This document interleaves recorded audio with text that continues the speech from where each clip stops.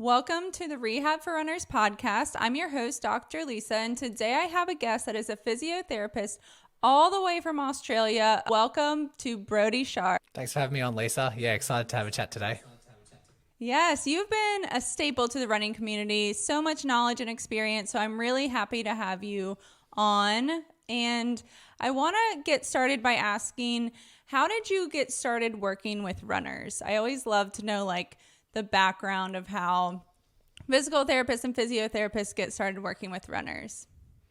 Yeah, so I was a physio before I was a runner. I was actually a basketballer and playing at high level up until my late 20s. And it was probably, late 20s that I gave up basketball and then wanted to sort of stay fit. And my sister at the time was training for a half marathon and asked if I wanted to train with her, and she was one of the type to always have someone for a bit of accountability, and so I agreed and then just quickly caught the running bug, and then that translated into my sort of physio career where I started seeing runners in the clinic, because at that stage I was at a private practice where anyone could just walk in. We saw a lot of low back pain, a lot of neck pain, but we would get the occasional runner, and whenever I saw a runner, I was really passionate, wanted to educate them as much as possible, wanted to help them get back to races, and also educating them about what caused their injury and those sorts of things. And there was a lot of misconceptions out there. There still is. And yeah, that just followed my passion. I've recognized I had a heightened energy for it and just wanted to lean into that a bit more. And so over the years, eventually gravitated towards where I am now, which is an online physio that treats runners, and I host the Run Smarter podcast, and I just aim to try and get as much education to runners as possible to reduce their risk of injury and overcome a current injury that they might have. And yeah, as you know, like a lot of these are training errors, and we can go a pretty long way if we educate ourselves. Yeah, absolutely. So speaking of injury prevention, everyone wants to prevent injuries. Maybe it's top of your list for 2024, but I've talked about strength training, picking the right training plan, but we're going to talk today about something that I really haven't talked about before, and that is about how we can use the adaptation zone to prevent injuries. So let's start off with talking about, and maybe you can answer, but what is the adaptation zone, so we can go wide lens and then we'll kind of come in. Yeah, so the way I like to think about it is, every bone, ligament, tendon, muscle, they all have a certain capacity, and if you exceed that capacity, it starts it sort of stimulates an adaptation response. But if you continue to exceed it beyond its capacity to adapt, then that's when we start to get these overloaded injuries. But in the same way, we can underload these tissues that isn't enough stimulus to trigger an adaptation response. And so the adaptation zone, or what we would call like the adaptation sweet spot, is somewhere in the middle. We're not overloading that structure. We're not underloading at the same time. And we're just fostering a nice training stimulus that allows our body to recognize it, be challenged by it, but say, hey, I understand what you want me to do. If someone's not a runner and then tries to run, 4 or 5 times per week, and it hits their adaptation zone, the body says, oh, I sort of get what you want me to adapt towards, and then you become a better runner because of it. And so a lot of these injuries can all boil down to this simple concept of making sure we're training within that adaptation zone. Yeah, absolutely. I mean, that is true for not just a training plan, but also in order to progress with rehab, in order to progress your strength training. I know I played college softball, and before I got to college, my strength training was just doing the same thing every workout, wasn't progressing. So I wasn't getting stronger. And then when I got to college, it was like, oh, okay, I'm lifting way heavier weight, too much weight, and therefore got injured. So it's all about finding that moderate challenge, what I like to call it. But that is true for so many aspects of running. It's not just about the training plan. It's definitely applicable to rehab, definitely applicable to strength training. So I think that is really important to note, because, it's too much too soon or too fast is not good, but also on the flip side, you're not going to see gains. You're not going to see progress if you're not pushing yourself kind of like out of that comfort zone a little bit. So how would you say someone can find their adaptation zone, like specifically if we're talking about like a training plan or like a running plan? It's really tough because a lot of this is kind of theoretical. You can't really measure where your adaptation zone is at one particular time, because there are a lot of particulars. Like your adaptation zone actually fluctuates day by day, week by week, depending on a lot of other elements, which we might dive into later. But if someone is completely new to a sport or an exercise or squats or lunges and they want to give it a go, because we don't exactly know where your adaptation zone is, we can try to gather data, bits of information about you and like your past to sort of get a ballpark figure. So we look at, okay, well, if you haven't done squats before, what have you done? Are you a runner? Have you done other strength exercises? Have you been injured? How much time off have you had? Like we can just get a general sense of how strong, fit, healthy, unhealthy someone might be, and then just have a ballpark figure. But how I like to work with people trying to find the adaptation zone is just start conservative, start really easy. If we're talking about running, it is starting with an embarrassingly short, embarrassingly slow amount and then building up from there, because the only risk that we run there is underloading you initially, but in the subsequent weeks we progress, and even though we may have underloaded you, we'll eventually find your sweet spot and then we just ride the wave from there. Because once you train enough within your adaptation zone, your zone grows and actually gets stronger, and we need a bigger stimulus to trigger the adaptation response. If you're used to doing 50 miles per week and you only go for a 2 mile run, that might not be enough to stimulate the adaptation response, but that might perfectly fit safely within someone who's just new to running. And so it's good that if you're unsure, always be on the conservative side and just grow from there. And then you'll eventually hit your adaptation sweet spot. And then you just ride the wave and progress and progress. And hopefully you start to get a sense. Sometimes you might be a little bit challenged throughout the week. Sometimes you might get a little bit of delayed onset muscle soreness the next day, but then the day after that, you're feeling fine. They are good signs that you're hitting that challenging sweet spot, particularly with strength exercises, not necessarily with running, but if something's slightly challenging sometimes of the week and you're noticing that you're progressing, you've been hitting the adaptation sweet spot.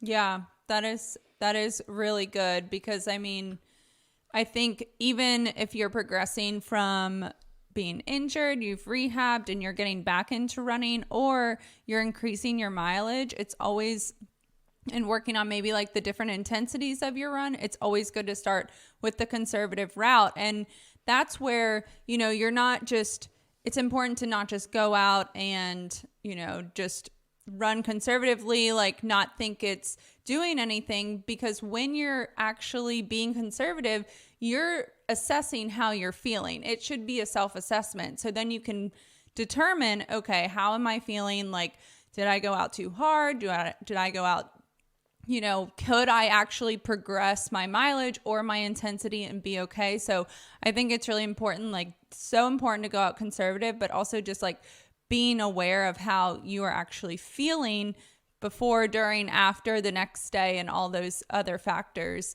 I think so important. So that's really good. Yeah. I think sure, we try to assess session by session, but like you said, it's probably good that we take a wider lens and have a look over a longer term and see, how am I going week by week? How am I going month by month? Like, how often am I developing injuries? How much progression am I making? How often am I sore? And those sorts of things, because there can be some nice training elements that we want to include, that being like how frequently we run, what our intensity distribution is, like how much time are we dedicating to really easy running, how much time are we dedicating to the sort of harder efforts, and just trying to get that balance right. Yeah. And I think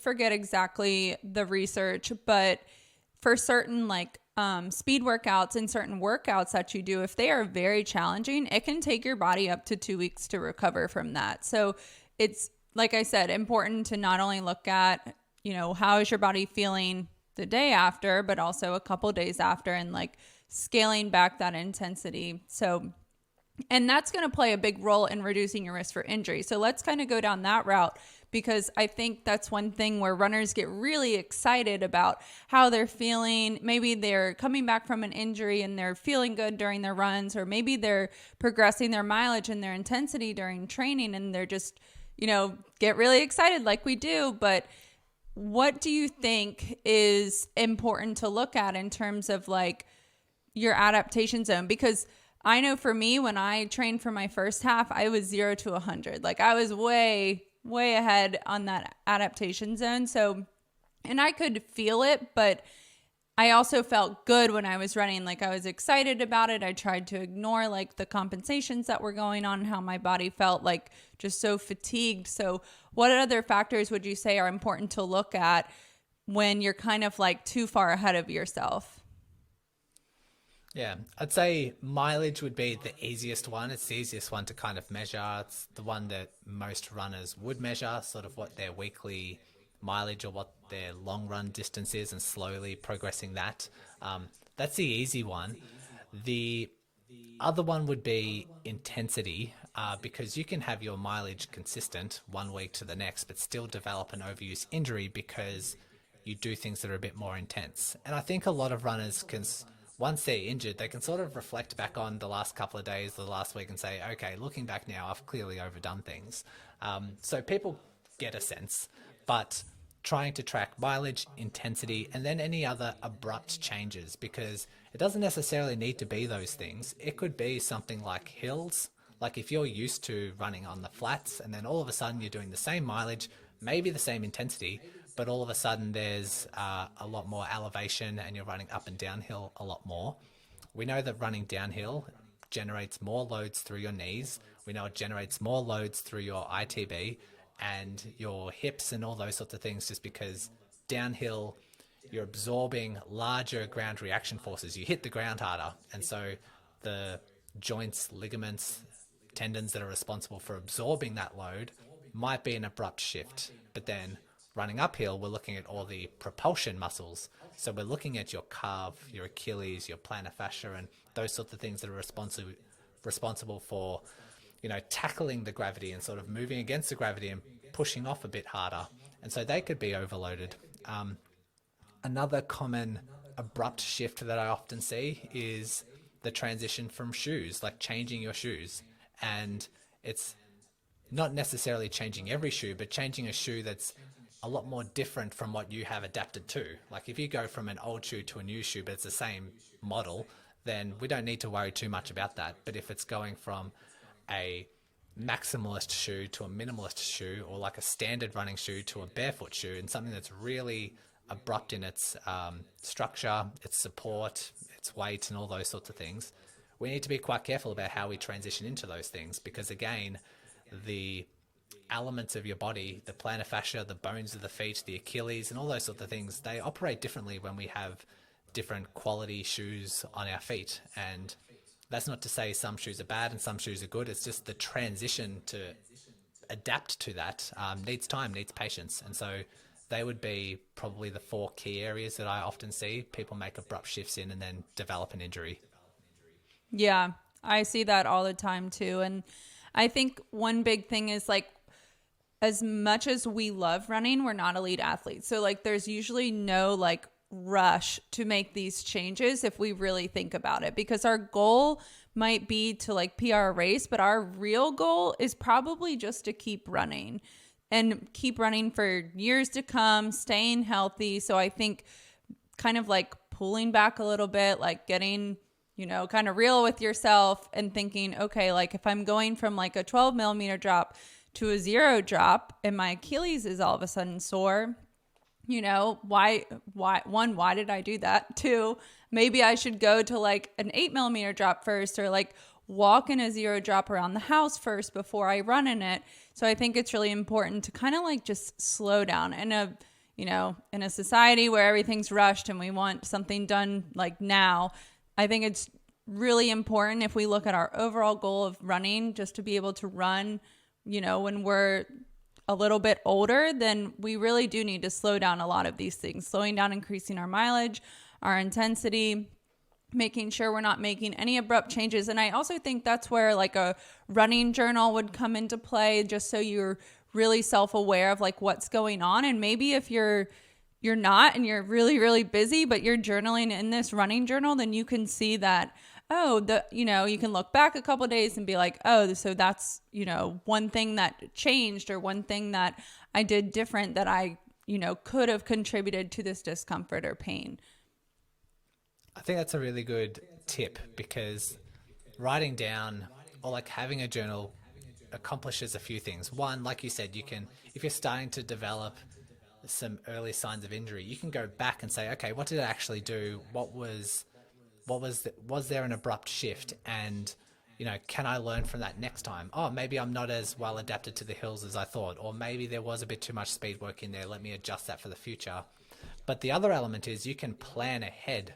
And it's similar to like having a training plan, where a lot of runners, they get injured and they look back in hindsight and say, yeah, I've done a bit too much. But that's only because they're running to feel, or they don't have much of a schedule. They say, oh, I'll run about, 4 to 6 miles. And then it ends up being 7 because they felt good on the day, and it ends up being a bit too fast. Or they say, oh, let me just keep to a really easy pace. And then by the end, they're running a bit faster because they feel so fresh for the last mile. And if you had a journal that schedules it out and has it written down on paper, this is what you do next week, and you abide by that, then you're avoiding the guessing game, and you're avoiding accidentally running into an overloaded injury, which we see so often. Yeah, I'm sure you've heard of those runners that, and maybe it's you listening, where you're like, oh, I went out for 4 miles, but I actually ended up running 8 because it was just really nice weather and I felt really good. And then like 3 days later, all of a sudden, the pain may have come back. And it's like, I totally get it, because you're on a roll. Like, who wants to stop running when you feel good and it's great weather out? But if going into that run, like, okay, I'm running for no matter what, and you tell yourself that and you stick with it, then you're more likely to see progress faster, because you're not taking 2 steps forward, 1 step back. So I think that's really important, like not just reflecting, but also planning ahead. It's just like with the training plan, like even if you're not training for a race, some people still like to follow a training plan just so they know exactly what to do. And there's nothing wrong with that. I think it just goes back to like planning and understanding that whatever you say you're going to do that's in your schedule, you're only doing that. Yeah. And know that it's a purpose. Like, know that every easy run has a purpose. We're doing this with a purpose. And some people feel like they're being lazy, running really slow, or they feel like, this short effort can turn into a longer one and then I'll get better quicker.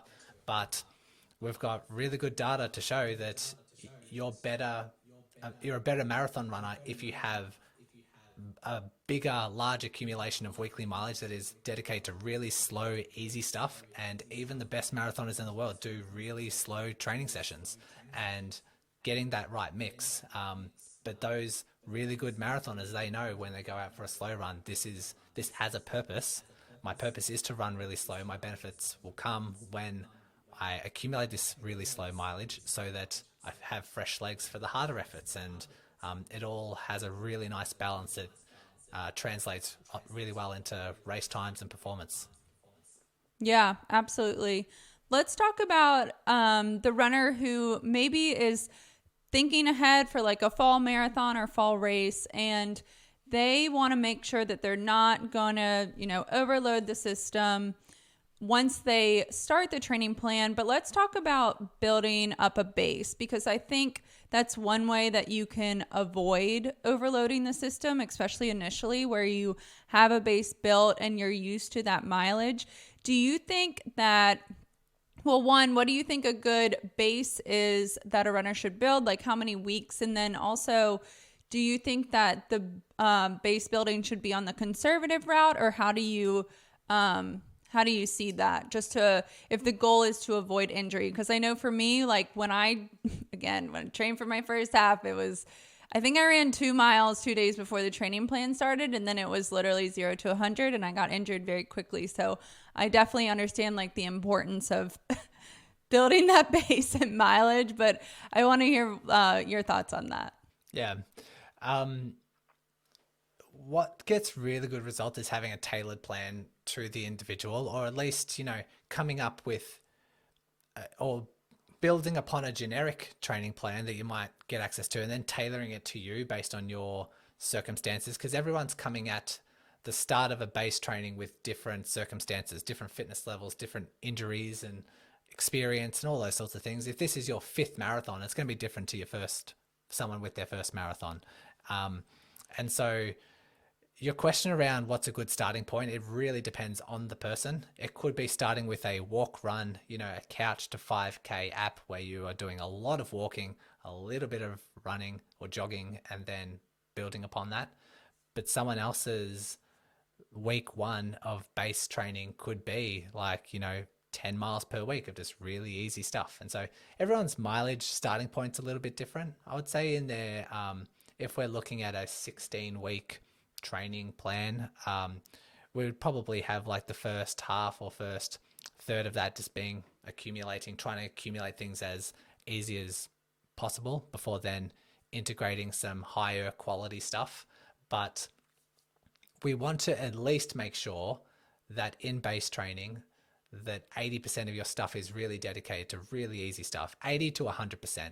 In base training, maybe close to 100% of your stuff is just really, really easy. And then even when you get into the really tough peak weeks of training or integrating some of those really hard efforts, we're still falling back on 80% being really, really easy stuff.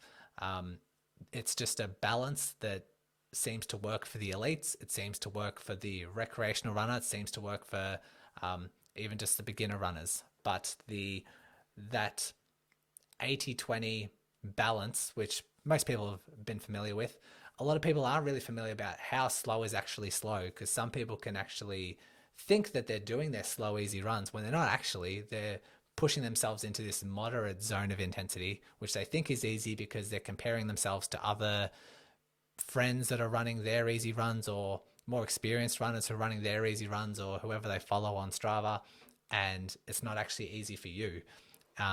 And so I think there's a lot of confusions in that base training sort of period where we sort of want to get those metrics right and then set yourself up for success.